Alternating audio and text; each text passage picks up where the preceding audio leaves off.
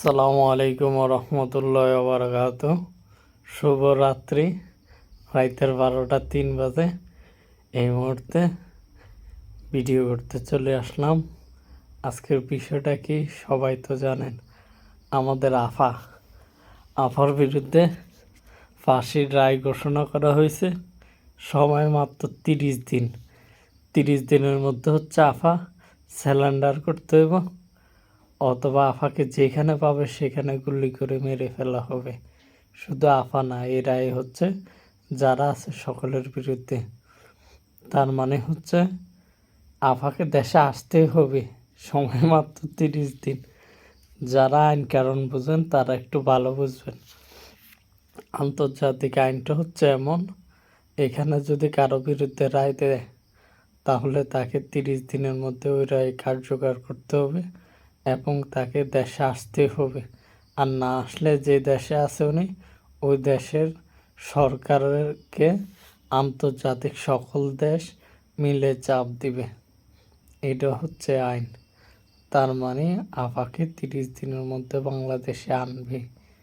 Doctor ইউনূসের কি brain, কি মাথা, এটা তো আমি এতদিন খেয়াল করি নাই।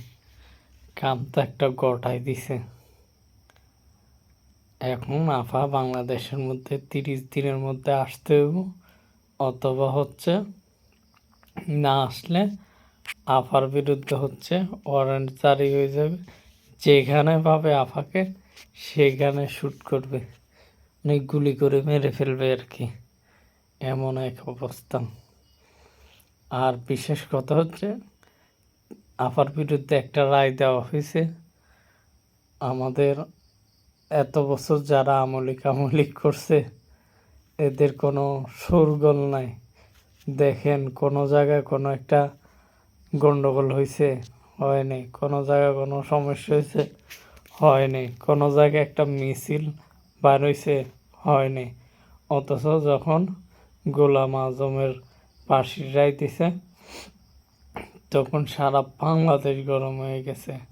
তখন সারা বাংলাদেশে মিছিল বের হয়েছে, প্রতিটা রাস্তায় রাস্তায়, বিভিন্ন রাস্তায় দেশ পুরা গরম ছিল। এখন আফার বিরুদ্ধে মাত্র 30 দিনের মধ্যে আফাকে স্যালেন্ডার করতে হবে।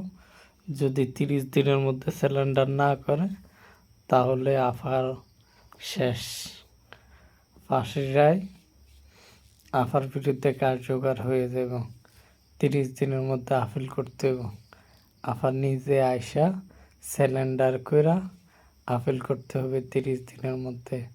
মানে 30 দিন সময় আছে আফার কাছে। আফা দেশে আসতে হবে, দেশে আইসা স্যালেন্ডার করতে হবে, আপিল করতে হবে এই রায়ের বিরুদ্ধে। আর যদি নিজে না আসে তাহলে শেষ। আফার কিচ্ছা খায়নি, এখানে খতম। ওকে, সবাই ভালো থাকবেন। আসসালামু আলাইকুম।